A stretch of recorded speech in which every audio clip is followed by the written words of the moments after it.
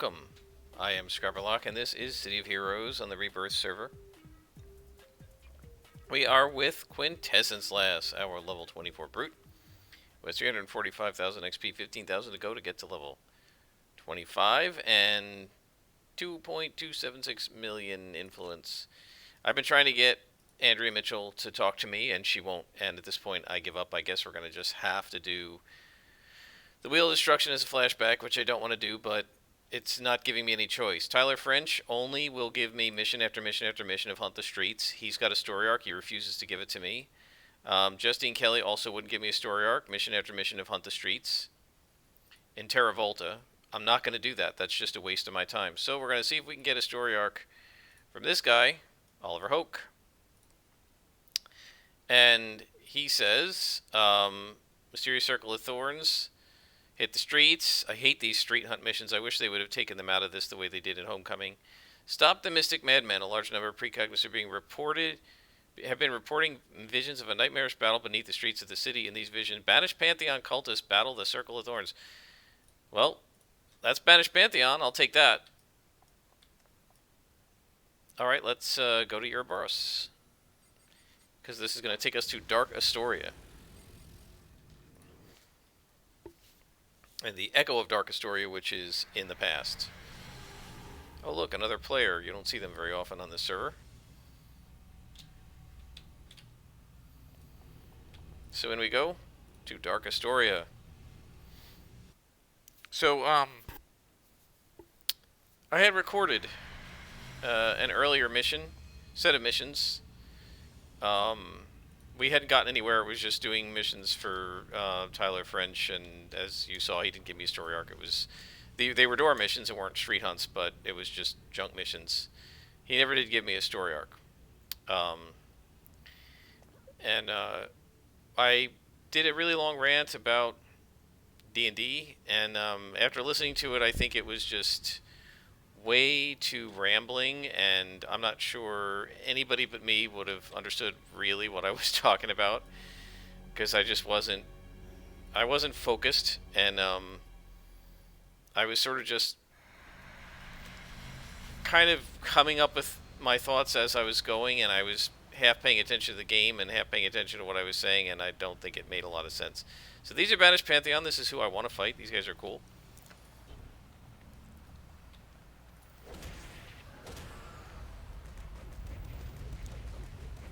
And as always, there is no way to stop them from summoning their little buddies.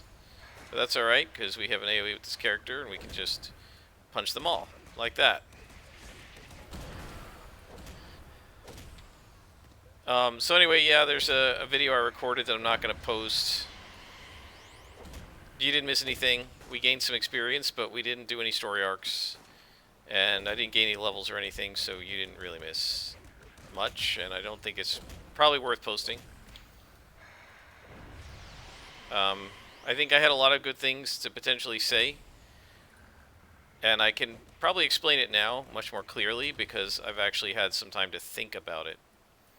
But a whole bunch of things had happened at once, and it was one of these aha moments, you know, when you've been seeing behavior in people that maybe you're not sure why they're doing it, and maybe it's happening with multiple people that you are interacting with, and you're sort of puzzled by this because you certainly aren't feeling that way, and you don't understand, you know, why they're saying the things they're saying, doing the things they're doing. You're maybe a little confused. Even putting fear on this guy, by the way, doesn't stop him from summoning, which is really annoying. And I understand that they summon, but I feel like with these guys, from a tactical perspective, and I'll get back to D in a sec, but from a tactical perspective, it seems to me like you should be able, if you know what they're capable of doing and you've made a study of your enemy, there should be a way tactically to stop them from doing it. And I guess absent maybe hitting them with a hold when they don't know you're there, like as a Dominator, I don't think there's any way to stop them. At least with the Sky Raiders, if you know what they're going to do, you can interrupt. But with the Death Shamans, you simply cannot stop them from summoning. I don't know. I feel like that's just, from a game design perspective, that's poor design, right? It's sort of like the Devouring Earth, who can put up the what is it? The cairns that make you that give them like 90% resistance to all, and so they put it down, and okay, you're smart enough to drag them out of it, and they just put another one down. And you destroy it, and they just put another one down. So like you can't even be tactical about it. And again, I feel like if you're smart enough to drag them out of it, you should be rewarded by they can't put another one down right away, and therefore you were rewarded for doing good tactics. I just feel like as a game designer, as a DM, you know, I feel like if my players do good tactics, they should be rewarded, right? As a DM, I don't go make my villains have twice as many hit points because the players came up with a really good tactic to defeat my villains. No, okay. If you're going to win quickly, I'll allow it because you were smart, right? You didn't cheat. You didn't do anything wrong. You were tactical. You were smart. You were clever. You did the right thing. You looked at the situation and you surveyed it and said, this is, oh, see, that was a tactical mistake, right? So I deserve to suffer from that because I moved toward a guy who can put up a hurricane, which I forgot about. And there's nothing you can do about that. You just have to run away until he turns it off, because once you're in the hurricane, you cannot hit. So I'm not really being a coward here, because I'm not afraid of him. It's just there's no point to fighting him until he turns it off. Because you cannot hit, right? It's a massive debuff. So I screwed up. I went in there, I figured, oh, we'll just take these guys out, and I forgot the Storm Shaman could do this. So that's a tactical mistake, and I deserve to be punished. But if I was smart enough to go in there and hit him with fear, right, to stop him from turning on the hurricane, I should be able to stop him from turning on the freaking hurricane. It shouldn't be that he's going to just leave it on no matter what. You can't stop him. Right? It should be that if you're tactically smart, you gain the benefit of that tactics. Anyway, we're fine. We're a brute. We have the ability to kick butt and take names, and that's what we're doing right now. At least when we hit.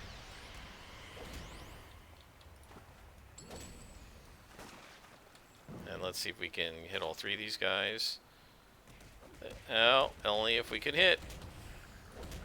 So, what I was saying is, every once in a while, for me, stuff's going on, and you know, like, I know I don't agree with this, and I know I disagree with that, and I can sense that the person's arguments aren't really clicking, or I know that these arguments seem related to these other arguments, and I can't put my finger on it, and then all of a sudden the light bulb goes off, and you say, I now understand what's going on, why all these different people who are making completely different arguments are on the same side, and why they're all saying the same thing.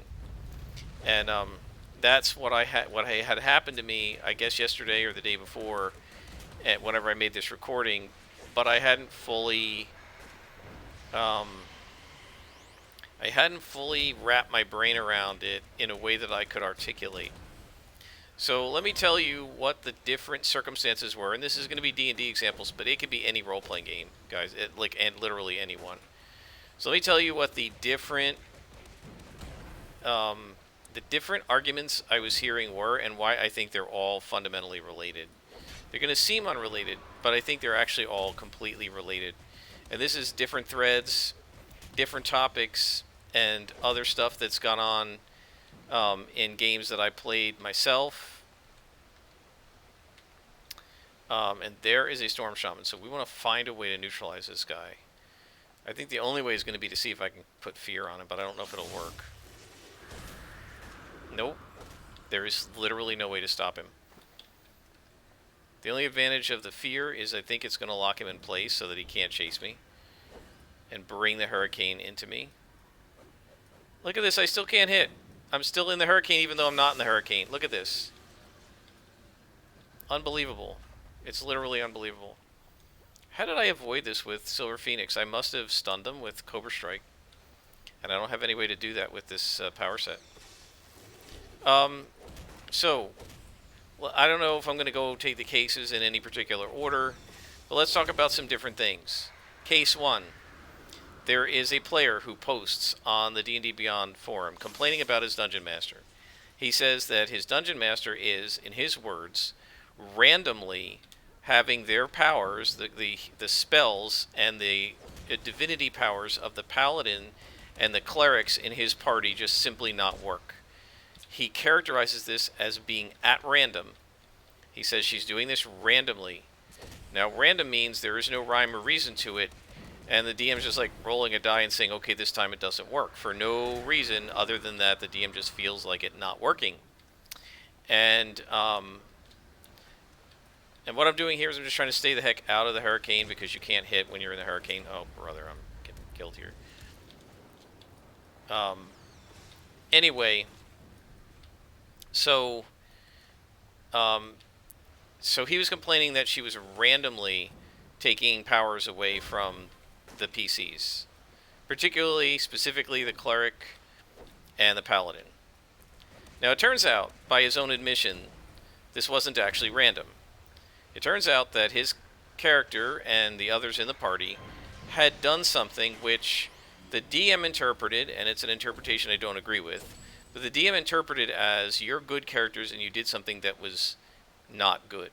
Now, the setup was they were trying to save a town from some hag, or maybe a coven of hags, right? And the hag said, give us some children to eat, and we'll leave the town alone. And the players were like, no effing way, we're not going to give you little children to eat. And the GM apparently thought that that wasn't a good act, that a good player, a good character, would have agreed to it on the basis that it's for the greater good, a few children die, but the town is saved. Now, I don't agree with that interpretation, but that was the DM's interpretation of what a good character should do. For the greater good, save the town, sacrifice a couple of kids. Again, I don't agree with it, but that was the DM's interpretation, and her interpretation was further that the gods of these characters would have wanted them to do this, that's what their religion teaches, and that this paladin and the two clerics violated the tenets of their faith. She therefore believed that the cleric and the clerics and the paladins gods would not give them their powers, right? Your powers come from your god if you're a cleric, and also under some circumstances, depending on how you've written it up, if you're a paladin. Clearly this paladin was an avatar of his deity, and your powers come from a deity, and you've violated the deity's tenets. You've committed a sin or a transgression. Why is the deity going to give you all your powers? They're going to withhold those powers because you broke their rules. So it wasn't really random. When I then pointed this out, he said, yes, but essentially these abilities, and I want to point out this is supposed to be a +1 mission and these are +0s, these abilities are on my character sheet. This is what I wrote, that I have Channel Divinity and so many spell slots a level, and when she says I don't have them and it just doesn't work, that's a violation of my rights as a player, because she's saying that what's on my character sheet isn't actually on my character sheet, but it is. And so he was really mad that she has taken away something that he has on his character sheet. A DM shouldn't do that, he said. No, I don't agree with that, right? The DM has a right to say, no, the DM roleplays the god. And the DM has a right to say that, in my opinion, as a role player of this god would not answer your prayer. Therefore, you have no spells. That's not only does the DM have the right to do it, it's their job. They're supposed to do it. So that's case one, right? This player is mad because what's written on his character sheet isn't what's happening in the game, and he believes that as the owner of this character, he has the right to play the character as written on his sheet, no matter what the DM says. It's the one thing I have the right to do, he said, and she shouldn't be taking that right away. Case two, we have the min-maxers. These are people who have been arguing that the D&D racial stat bonuses, which are ordinarily put into a fixed stat determined by your race, such as an elf getting extra dexterity, +2 dexterity, or a gnome getting +1 intelligence, or a tiefling getting +2 charisma, or whatever it happens to be, that these things are bad because it means that if you want to play a tiefling cleric, You don't get the same bonuses as somebody who played a character that gets a wisdom bonus. Clerics need wisdom, not charisma. Tieflings would be better off to a min-maxer at being a cleric. I'm sorry, at being a bard or a sorcerer or a warlock, which uses the charisma feat, and that's the feat that gets the highest bonus for the tiefling in race. And so they're all in favor of getting rid of racial bonuses so they can put their their stat bonus wherever they want and put it into their stats to the greatest effect, and therefore make their character essentially perfectly aligned to their class so that all the bonuses are in exactly the right place and they're as optimized as they possibly can be. And they don't like it that the current rules, or shall I say the old former rules, don't allow them to do this sort of optimization. What's going on here? I thought I turned XP back on. Well, that was a mistake. They don't allow them to do this optimization, and that makes the rules bad, and the rules need to be changed. And in fact, the rules appear to be in the process of being changed to accommodate these min-maxers, and for a variety of other reasons. And so that's case 2.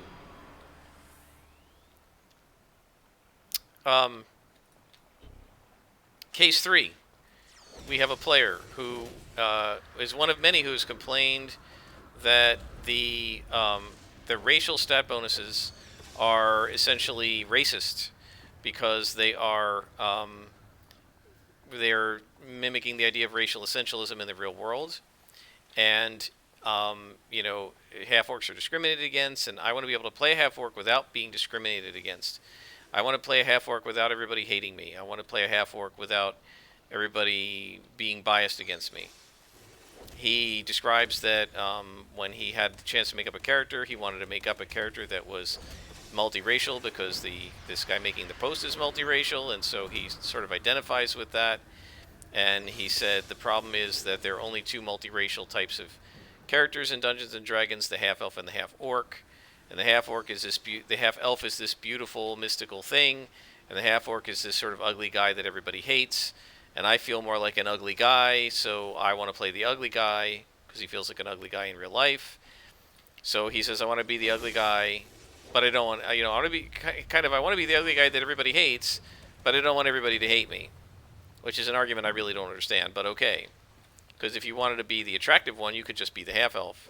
But no, he doesn't want to be attractive. He wants to be ugly, but he doesn't want to suffer all the consequences of being the ugly guy. So, so we have these 3 cases. Do you see how they're related yet? The one guy who says, I've got stuff on my character sheet, the DM is not allowed to tell me that I can't use all the stuff on my character sheet if I want to use it, and it's not fair if the DM tells me that I can't use the stuff on my character sheet.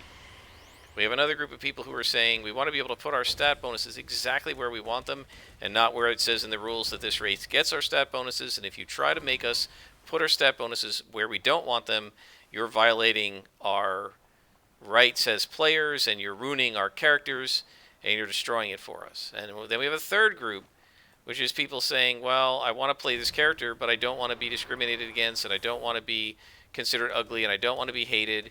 So, and I don't want to play another race, because my answer to that is always, well, then don't play a half-orc. No, I want to play a half-orc, because my vision of my character is that it's a half-orc. I just don't want all the negatives that come with half-orcs, and you're mean for making me have to roleplay about that. What's the common denominator? Have you figured it out? Because it took me a really long time in individual threads arguing with all of these different people, and it wasn't just 3 people. It was 3 tracks of argument. It was one guy complaining about what his DM did, but the others, there were multiple people on these threads, and them arguing. Of course, several of us were arguing against all of them. What's the common thread? Have you figured it out? It took me a long time, but I finally figured out what these guys all have in common. And there are 2 things they have in common. One thing they have in common is they're all relatively new to D&D, and by that I mean they're new as of 5th edition. They've never played the earlier editions. I, on the other hand, have played it since 1982. Now, that doesn't make me better, but it does give me a perspective that they don't have. For example, not only were the racial bonuses always the way they are, but there were racial penalties. which they don't have anymore. They got rid of penalties. It used to be that all the stats added up to 0 because humans were 0, right? So what they did was they made all the stats add up to 0. So if you got +1 in one stat, you got a -1 in another. If you got +2 in something, you got 2 -1s. If you got 2 +1s, you got a -2. And it all added up to 0 because the thinking was, why should your stat total add up to more than 0 when humans don't get any bonus? Humans are the control, the baseline, right? So I have a perspective on this because I played the game when you had to roll your stats.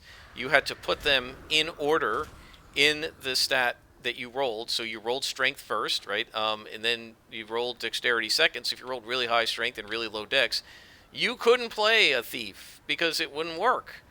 You can't play an 8 dex, 15 strength thief. You'd have to play a fighter. Will you please turn off that stupid hurricane?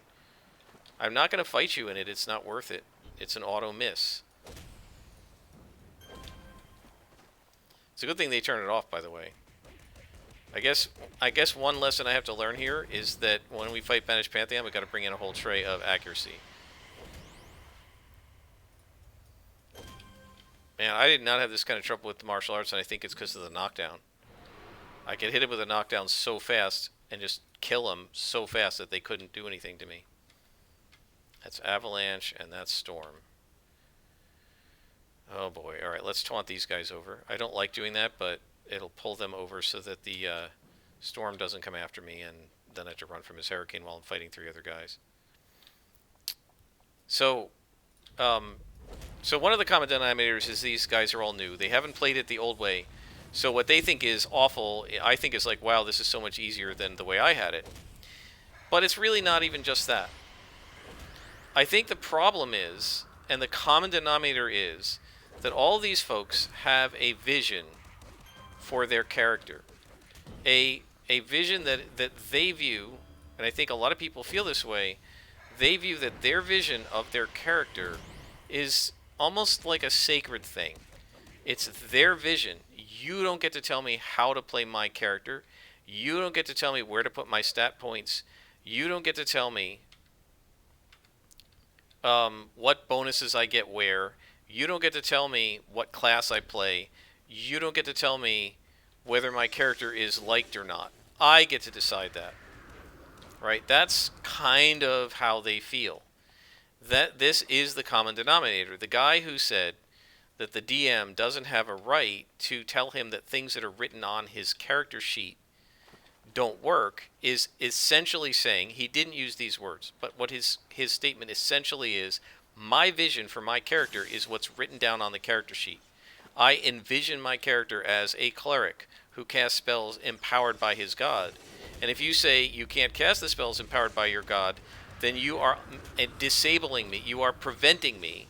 Disable is not the right word. You are preventing me from realizing the vision of my character as a cleric who fires off the powers of this god.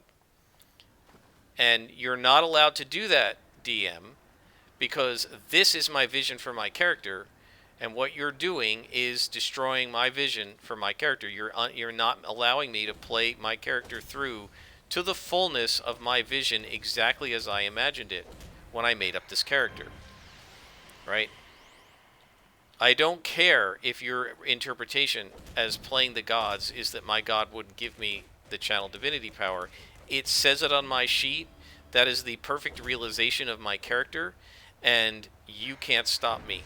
And it's unfair if you do. That's essentially what he's saying, that his vision for his character is what's written on his character sheet, and that it is not okay for a DM to alter how that character works so that it doesn't meet the vision.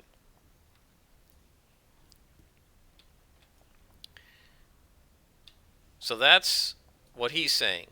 The min-maxers are basically saying, every min-maxer, every time they've ever min-maxed, is basically saying, my vision for my character is that it is perfectly optimized, it is perfectly suited to whatever circumstance, whether it's combat or whatever that we're going to do. It is the best it can be. It has the best possible choices for every single aspect of the game. All my stats are in the right place, and that is my vision for my character. And if the rules say that the racial stat bonus doesn't allow me to put my maximum scores in this particular stat, then you aren't allowing me to have my character as I envisioned it. And that's not okay, because I envision my character as being min-maxed, and you're not letting me. And then the third case is with the ugly orc. My vision for my character is that I'm an orc who's kind of ugly and hideous and not attractive like an elf, but who society doesn't ostracize for being ugly. Right? So now it's almost like you're trying to control the world. I envision my character as an ugly guy who lives in a world of rainbows and unicorns where ugliness is not discriminated against. And if you tell me that your world discriminates against my orc's ugliness, you aren't allowing me to achieve the vision of my character. And therefore, it's not fair, right? All of these things have in common that the player thinks that their vision of the character is what matters. And in fact, they seem to be using Dungeons and Dragons or whatever role-playing game, because you could easily convert this to Champions or Savage Worlds. Just pick your role-playing game. They think that the purpose of a role-playing game is to give them a vehicle to realize the vision of their character, to make that vision real and to play it. That is the purpose of the role-playing game for them. And if you stop them from realizing their vision, then they don't want to play. Whether it's min-maxing, whether it's racial stat bonuses, whether it's the DM saying some of your powers don't work.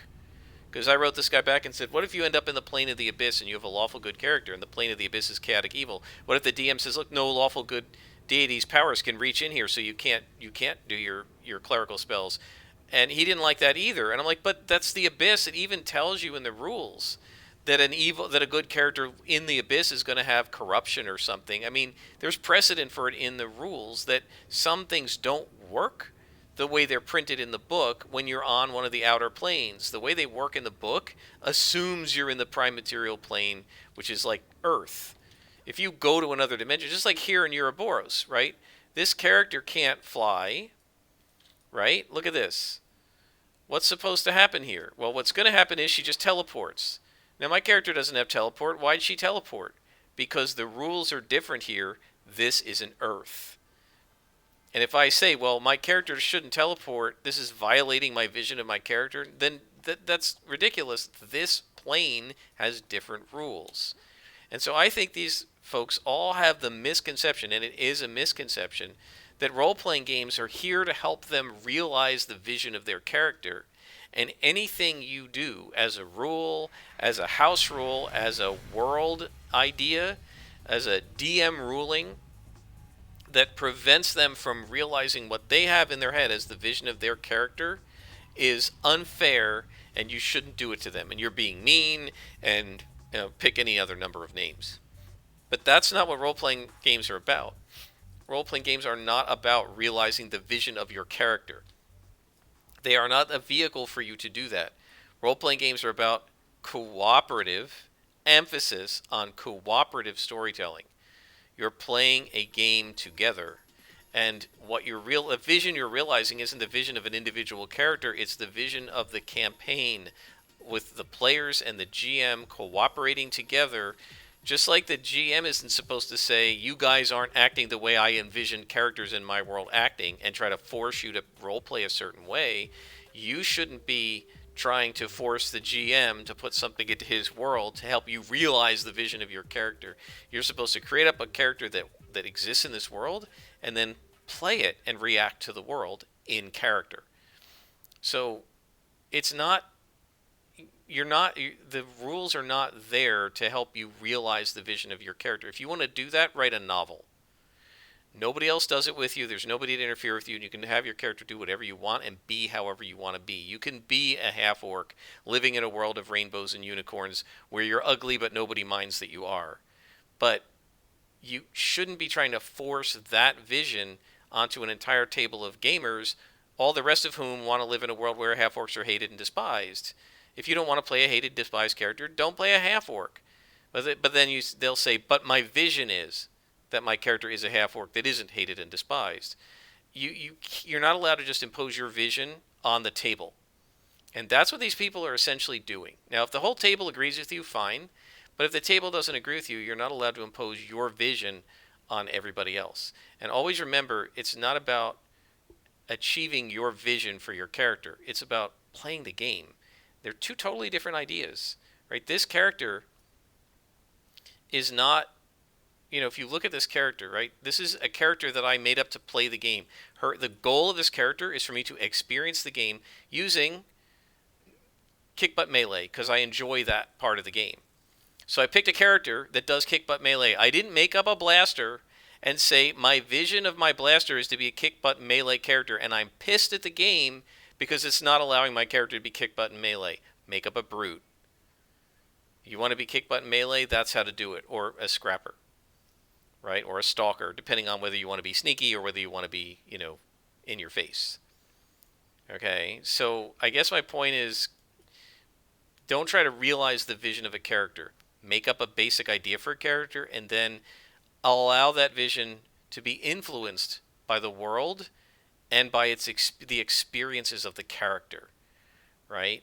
That's what makes the character. It's the sum of the experiences it has in gameplay, not some vision that you had in the hours before session 0 when you came up with this perfect cool character that you'd really rather write a novel about, and you're going to use role-playing in D&D instead of writing a novel because you're too lazy to write a novel. By the way, one of my friends is doing that. I'll talk about that in a minute. So he says, the Circle of Thorns and the Banished Pantheon are nightmares enough on their own. Yeah. Imagine if, in addition to the Storm Shamans, we had to fight Nervous Spectral Demons. That would be fun. I'm going to have to buy some accuracies from this guy if he keeps sending us up against these two. I am impressed by your ability to battle their forces together. From what you heard, it seems the Circle may have been trapping the spirits of the dead and then extracting information from them. Perhaps the Pantheon sought to take some of those trapped spirits. We wouldn't happen to be on a story arc for this guy already, would we? Probably not. No. But we do have his phone number. But first, all right, so let me see what he's gonna give us. Circle everywhere. Okay, so this looks like we need a teammate. All right, so we're not gonna be able to do that. So this is one of these adventures where you have to have 2 people because you got to click on 2 things at the same time. So we can't do that. If that's going to be a lead into a story arc, we're screwed. Let's try this one. This is just more defeat some guys in Talos Island. So we'll go ahead and do that.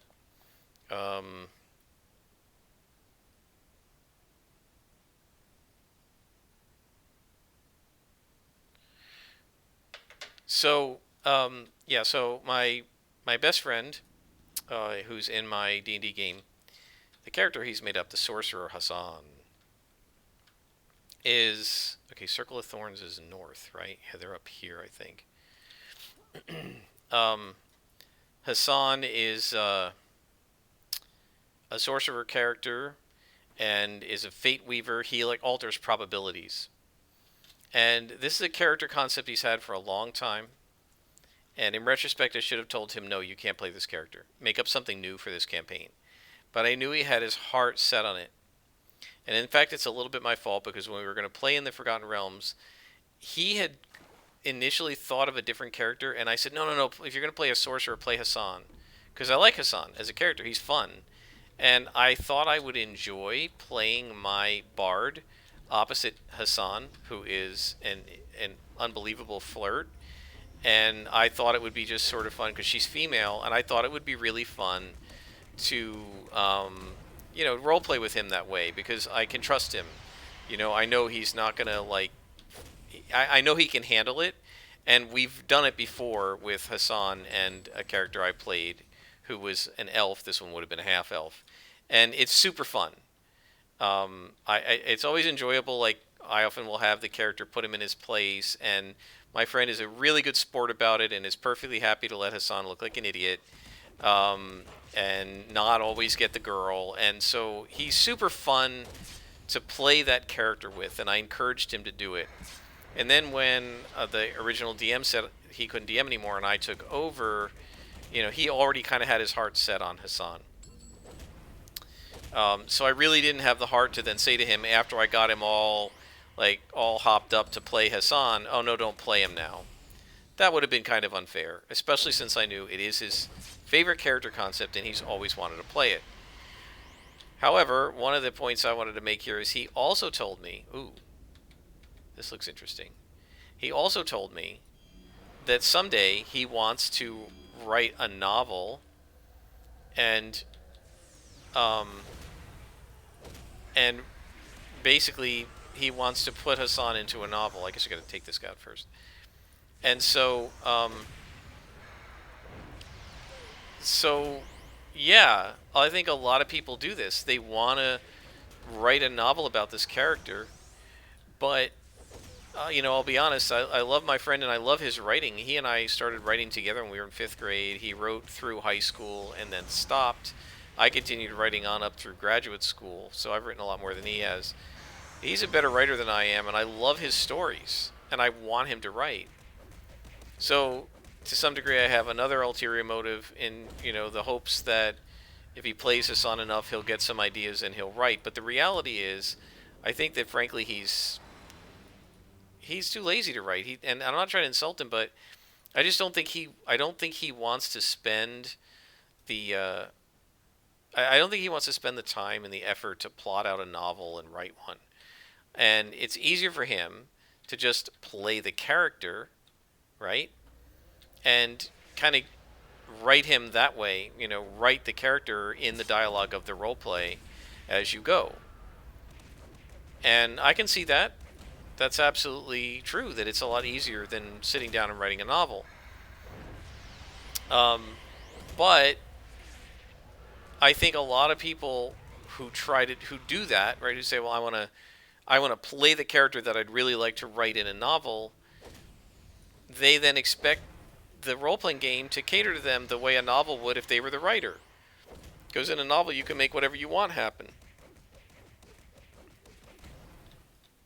The reality is, actually, if you're a good writer, you don't make whatever you want happen. You make what's supposed to happen.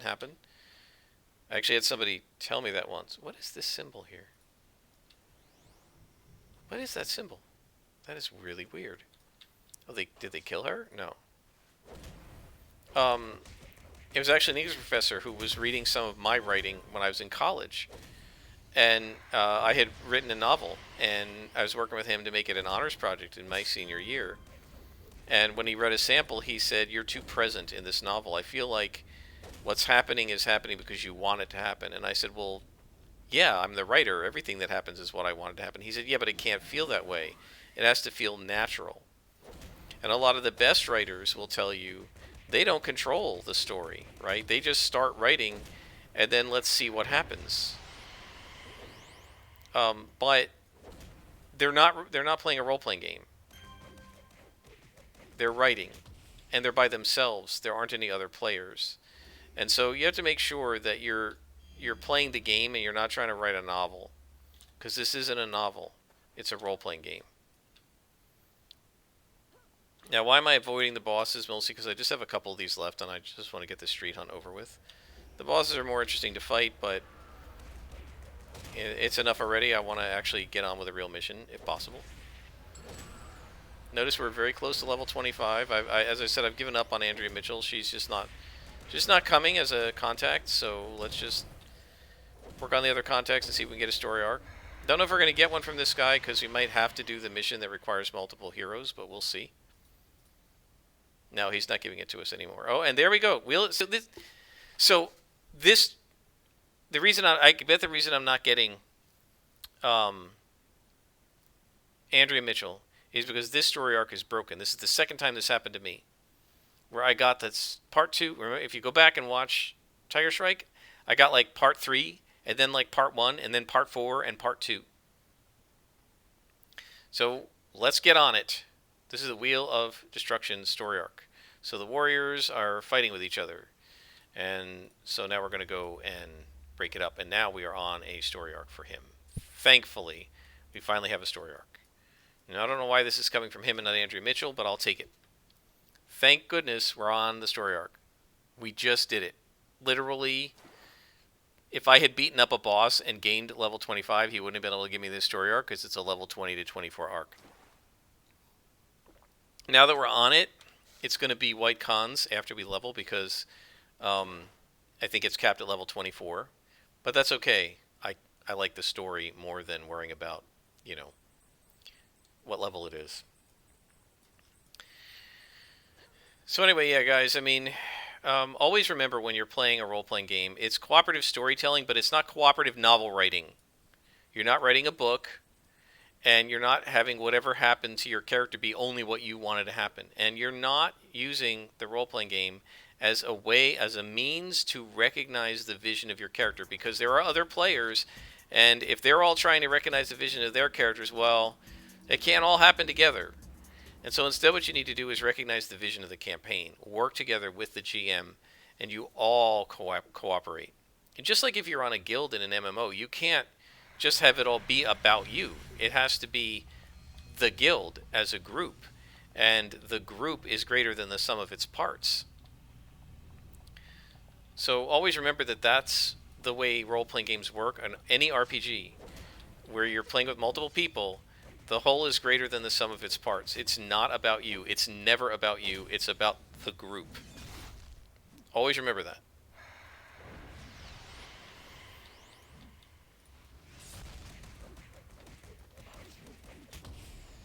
And never, ever, ever try to use a role-playing game as a means of recognizing the vision of your character. And I think that at its heart, it just about every time people argue about what they want their characters to be able to do when their characters maybe can't do everything that they hoped, and they want the game to play differently for their character, and they want to be more powerful and stuff. A lot of it has to do with the vision of their character. And Champions being probably the greatest role-playing game, you can more easily recognize in terms of the details your character than in any other game I've ever played, because there's no random element, and you can make up whatever you want, and you can use special effects to make fire blast, ice blast, fire force field, ice force field, liquid gold. You can do whatever you want. We had a guy who was actually mercury at one point. His character was made out of mercury, and she was super fast and slippery and all this stuff. And you can do almost any concept you come up with. You can figure out how to do it in the rules. But one of the things that they say right from the beginning is you should start the characters with a low level of points. Now, over the years they raised it, but originally they said start them around 200, 225 points. And then let them build, right? Let them get stronger as they go. And they tried to explain to players, and we're maxed out on salvage here, that you shouldn't get upset if your character doesn't match the vision that you have right from the beginning, because you should expect to grow into that vision. That maybe after a bunch of adventures and 75 or 80 or 100 experience, when you're now a 325 point character, that's when your character will be what you envisioned when you first made up the concept. They remind us that in the original comics, Superman couldn't fly at the beginning. He could only jump. So his player maybe envisioned a flying character, but he didn't have enough points to buy flight. So you have to do that with experience, and you get the flight later. Also, he didn't have heat vision. He didn't have x-ray vision. He didn't have freeze breath or super breath. I think all he could do was be strong, jump buildings, and be invulnerable. And that's pretty good stuff for a single character. But it's not what you would expect to see today in Superman, because Superman, and we've leveled up, Superman has been around for years, and he's gained a lot of experience. And in this game, what I'm doing now is what I envisioned for my character, but I couldn't do it all at first level because we had to gain levels first. We had to improve the character first. So, so always realize that you don't have you're not in a role playing game to achieve the perfect vision of a character that you had before the game ever started. The idea of a role playing game is you come up with a character concept, and then you allow that character to experience the world, experience the game, experience the other players, the other characters, the NPCs. You change and grow the character. And at the end of the day, when you're at 20th level in D&D or 50th level in City of Heroes or 350 points in Champions and ready to retire the character, that's when your character has finally achieved your vision. It's not what you thought it was going to be when you created it. It's what it became when you played it, right? Somebody in one of the TV shows I was watching, and they were talking about, the importance of different things, and the character said, "It's in the living." Right? That's what's important, is the living. And in a role playing game, it's in the playing that matters, not the big 13-page background that you wrote up that describes the ins and outs of your character, and that it's supposed to be able to pray to his god, and now if he can't pray to his god, you're not allowing me to recognize my vision. Um, the it's in the playing of the game that you achieve the vision of your character. The vision of the character is at the end. What was he? Was he a hero or a villain? Was he a scoundrel? Was he an innocent farm boy who lost his innocence and turned to the dark side and started killing people? What what did the character become through play? That should be your vision of the character, not something that you started out with a priori before you ever met the other players, before your character ever met the other characters, and before you ever went on a single scenario, adventure, stopped a single bank robbery, whatever. Here's what I expected to happen to my character, and if it doesn't happen exactly the way I imagined it, my vision hasn't been realized and you've been mean to me, or the rules are bad. That's a mistaken understanding of role play. A role playing game is a journey, and not just, and maybe it's an endpoint. I mean, there are lots of people who will, just sort of level up super fast to get to level 50 in this game, and then they feel like the game starts because they want to play end game content. Maybe it's the endpoint. I say it's the journey, but it's certainly not the beginning. Right? The beginning of your character is not the end of it, and shouldn't be the fulfillment of the vision of your character. It's just the starting point. So always remember that. Always try to build characters that can take the input of the world, the input of the rules, the input of the other players, and change and grow and participate in the game, so that at the end, you're not asking, did this character fulfill the vision I originally had for it, but rather, what did this character become? What was his story? What was his journey? That's what you should be asking at the end of a campaign. Not, did I fulfill the perfect vision I had on day one 4 years ago when we started? It would actually suck if you fulfilled perfectly the vision you had 4 years ago when you started this 20 level campaign where you went on 16 adventures. It would mean that nothing significant happened to your character that would potentially interfere with or change the vision you started with. And you don't want that. You want to actually experience a campaign where your character changes and grows and alters his beliefs and maybe changes deities or whatever it happens to be, but you don't just say, look, this is the vision of my character, and if anything interferes with it, it's not fair. And I think a lot of people really are in that mindset, that they have this vision. My character will be this way, and if anybody prevents it from being this way for any reason, rules, house rules, GM rulings, campaign setting, whatever, you've broken some golden rule, and it's not fair. And that's really not how role-playing games are supposed to work. So, I don't know if that's any less rambling than my last rant, but I think it's a little bit more coherent. I hope it was. Hope I didn't bore everybody stupid with that. I think there's some really important concepts there, especially about cooperation and about how your character is supposed to grow into itself and not just be a vehicle for achieving some storytelling vision that you had in the abstract. If you're going to do that, write a story, write a novel, write a short story. And if you're not inclined to write a short story, then don't try to force the table to participate in your oral writing of that short story that you're too lazy to write with a typewriter or a word processor or pencil and paper.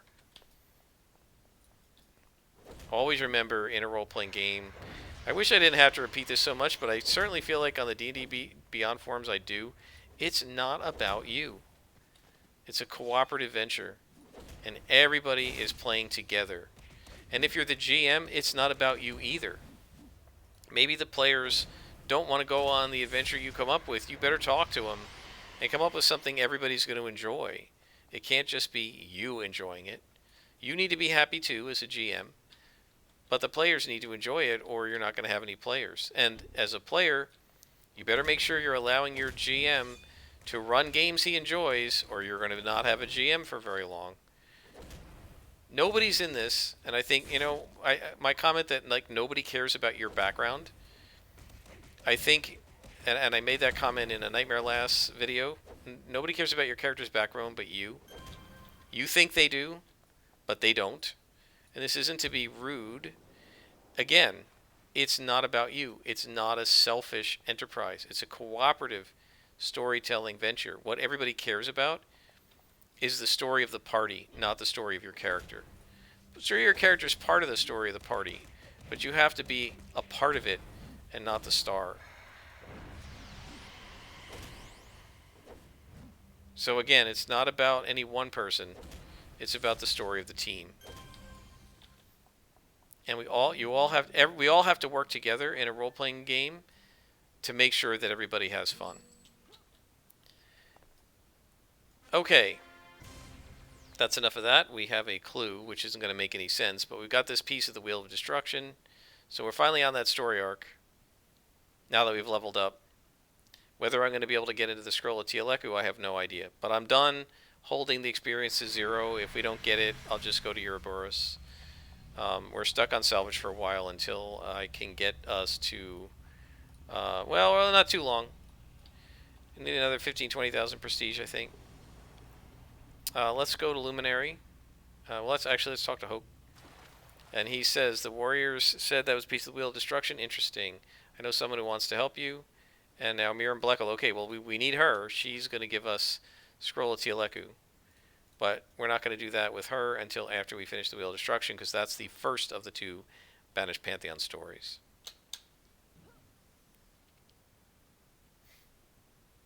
I really do like Talos Island. It's really pretty. Oh, by the way. Oh, man, I don't know if we're going to be able to see it at night. So I have this little macro here, VS. It changes the... Let me show you.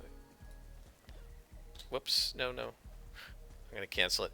It changes the vision scale to 2. I think it defaults to either 1 or something like that. And I was seeing a lot of, like, the skeletons of the... I'm heading toward her.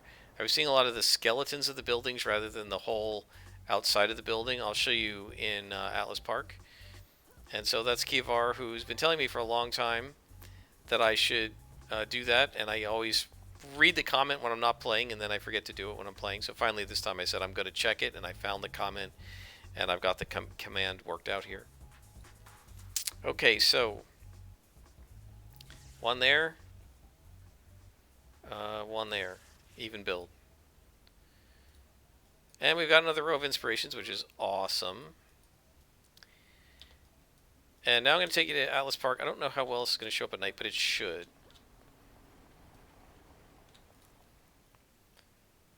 So, let me set the vis scale to 1, and you'll see what I was seeing. And I know I didn't see this before. I know I didn't see this on Homecoming. So I think it may be my new graphics card. When I got the new graphics card, I was in the Rogue Isles, and I didn't think anything of it because the graphics there are very different because they are of a higher quality. But if you do Viz Scale 1, and you look at City Hall, And I don't know if you can see it, but you can see how they're like, this is the, looks like the inside of the dome, right? It's like it's not, here, let me get up. It doesn't seem fully connected to each other, and if it were daylight, you'd see it better, but if I do Vscale 2, see that? And now you can see City Hall looks right. And back to Vscale 1. See? So, much better on Vscale 2. I haven't tried to set it up higher than that because it doesn't seem to need to be higher than that. I don't know if it will need to be higher than that in the Arachnos layers, because that's where Kievar was telling me it would have the biggest effect. But it's also working in the regular game. You can go up to, I think it's 4 by default and live. We don't know what the max is on here on Rebirth, and I'm not going to try to push it. I think on Homecoming it can go up to something like 20. I'd be careful. Go up in small increments, because the longer you make it, the more performance hit you may take depending on the quality of your computer's graphics card. Although, if you got a computer built in the last 3 or 4 years especially, you could probably go up as high as you want, and it's not going to strain the graphics cards. Because like my computer right now is like saying, are you playing a video game? Because this is no strain for it at all. So anyway, that's how to get the vision scale to work. The reason I made it a macro is because when you log out and log back in, it resets everything. I guess it doesn't persist across instances running. So if I switch to another character now without closing City of Heroes, it'll stay at a vision scale of 2. But if I shut the game down, which I'm about to do, when I start it back up, it's going to go back to 1. So you always have to reset it. So that's why I made a little macro. So thanks, Kievar, for that advice. It's great. It improves the visual quality of the videos and of the gameplay. Until next time, I am Scrapperlock, and this has been City of Heroes on the Rebirth server.